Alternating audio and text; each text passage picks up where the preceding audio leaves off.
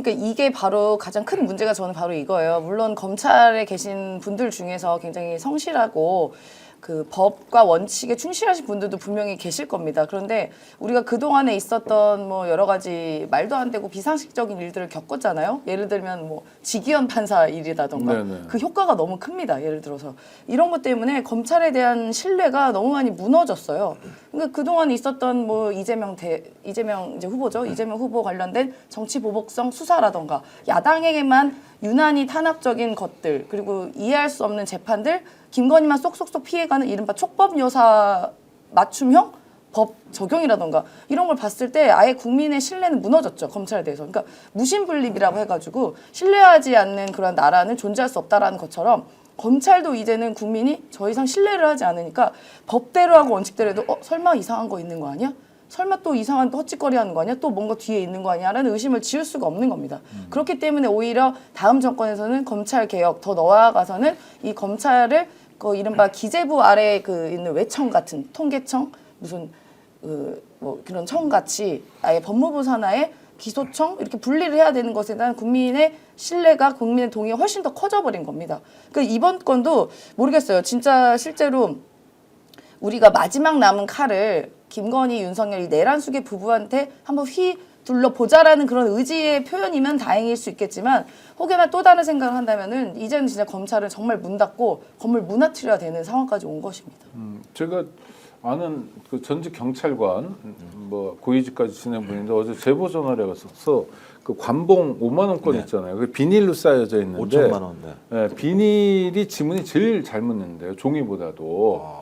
그러니까 검찰이 그 비닐에서 지문을 채취했냐 요거 하나만 따져보면 된다. 그보다 훨씬 간단한 방법이 있습니다. 저는 사실 관봉을 봤어요. 예전에. 저는 깜짝 그 놀라가지고. 관봉 말고. 네네. 네, 김건희가 어떻게 또, 이게 여러 기를 타시나 보다. 예전에 제가 한국은행에서 네, 잠깐 네, 근무한 네, 적이 네. 있어가지고 이제 관봉을 이제 연수 때 약간 살짝 본 네, 적이 네, 있는데요. 네. 이게 시간대별로 누가 어떻게 나갔는지가 기록들이 다 그렇겠죠. 있거든요. 네. 근데 보니까 지금 건진의 관봉에 그 발행자 이름, 날짜, 시간까지 다 나와 있어요. 그 시간 추적해서 누가 가져갔는지 확인하면 됩니다. 뭐 지문까지 볼 필요도 그렇죠. 없어요. 아주 간단하죠. 되게 지문은 굉장히 이제 간단해요. 누구가 손을 탔냐는 네, 걸 네. 볼 수 있는 거고, 네. 그러면 확실하게 사람이 특정되니까 네, 네. 범죄를 파악하는데 도움이 될 텐데 검찰이 이런 기초적인 것도 안 하고 있는 것 같다. 맞습니다. 꼭 짚어야 된다 이런 말씀을 해주시더라고요. 제가 좀 검찰 믿지 말자 검찰이긴 합니다만 남부지검이 툭 튀어나와서 수사를 하고 있다는 상황 때문에 그러니까 검찰이 일관되게 자기들의 잘못들을 막아내면서 김건희의 사건을 갖다가 검찰 내부에서 최대한 수습하고 줄이려고 한다라고 하는 얘기들도 있습니다만 또 다른 측에서는 남부지검이 너무 툭 튀어나왔다. 갑자기 왜 저렇게 수사를 진행하는가? 그래서 내부에 좀 갈등이 있는 거 아니냐라는 얘기도 나오는 상황이고 말씀하신 것처럼 만약 김건희와 관련된 증거나 이런 것들을 최대한 줄이려고 한다면 기소를 해버려야 되는 거 아니겠습니까?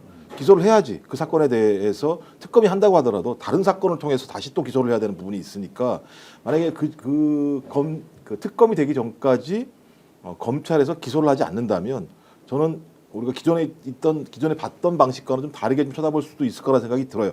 근데 그럼에도 불구하고 검찰이 지금까지 보여왔던 행태 자체가 어차피 내란의 공동체라고 하는 부분들을 저희 많은 국민들이 확증을 하고 있는 상황이기 때문에 그런 부분과 관련해서 최대한 자기들의 실책을 줄이려고 하는 측면에서 오히려 이 사건을 툭 튀어나오게 한 게 아닌가라는 느낌도 들 때가 있거든요. 다른 범죄들 같은 경우는 전혀 예를 들면 밖으로 드러나지 않게 하면서 김건희라는 타겟팅을 통해서 검찰이 나름대로는 국민들의 요구에 맞게 이제는 움직인다라고 하는 모습을 보이려고 하는 하나의 퍼포먼스로서 김건희라고 하는 타겟을 잡은 것이 아닌가라는 얘기들도 나오는 상황이어서 조금 더 지켜봐야 될 거라는 생각이 듭니다. 압수수색에 들어간다고 심우정이나 또 다른 현직 검사들이 윤석열에게 얘기하지 않았을까요? 얘기 안 하고 할까요?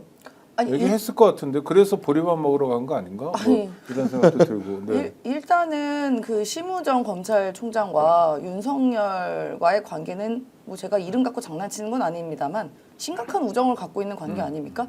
왜냐하면 같은 아크로비스타에 살기도 하고 그리고 그 이명수 기자 말에 의하면 그 제보를 받았다고 하지 않아요? 그 같은 아파트에 사는 윤석열과 심우정 그리고 김성훈 경호처장 지금은 이제 면직됐죠? 그 사람이 상가에서 같이 나오는 걸 봤다라는 제보들이 잇따르고 있다고 합니다. 그러면은 만나가지고 뭐 우리가 보리밥 얘기만 하는 거 아닐 거 아니에요. 그 만나가지고 그래도 전직 대통령이었던 사람과 현직 검찰총장이 만나서 아이고 보리밥 맛있네, 막걸리 맛있네 이런 얘기 하겠어요? 뭐 심각한 얘기 하지 않겠습니까? 여러 가지로. 그래도 보는 눈이 많아서 봤으면요. 그럼 무슨 얘기를 하겠습니까? 검찰총장이. 그래도 내란 속의 피의자와 그 가족이 있는 집단들에게 그동안 했던 일, 항상 검찰의 그런 힘에 의해 보호를 받았던 사람들이 바로 윤석열, 김건희 그 일당들 그 가족들이잖아요. 그와 관련된 얘기하지 않겠습니까? 이거는 우리가 합리적 추론이 가능한 거죠. 알겠습니다. 다른 얘기로 잠깐 넘어가 보죠. 홍준표 씨가 정계를 떠났습니다. 어제 정계 은퇴 선언했고 아마 오늘 국민의힘도 탈당하는 것 같은데요. 어떻게 보시나요? 요즘 뭐 총기도 많이 떨어지고 막말도 많이 하고 그러면서도 좀 뭐 떠나는 모습 보니까 약간 짠하다고 그럴까 뭐 이런 생각도 들고. 정이 많으시네. 네, 아니 그러니까 제가 많죠.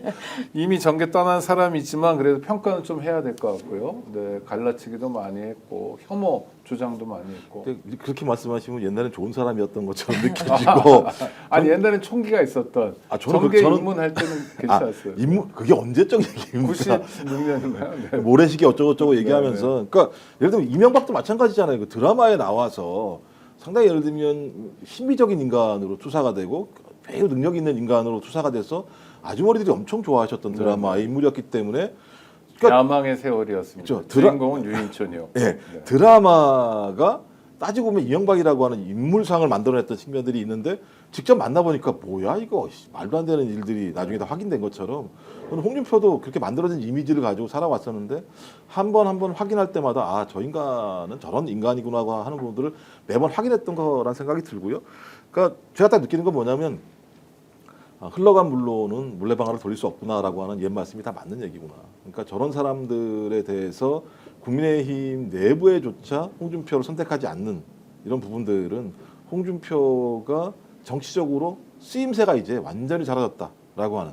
그러니까 근데 그게 좋은 방식이 아닌 거고요. 그러니까 흘러간 물이라는 게 좋은 방식인 게 아니라 그나마 그게 좀 깔끔한 물이라고 얘기할 수 있을 것 같아요. 아니면 김문수라는 사람을 선택하기 위해서 홍준표를 날리는 상황이니까 김문수가 어떤 인간입니까?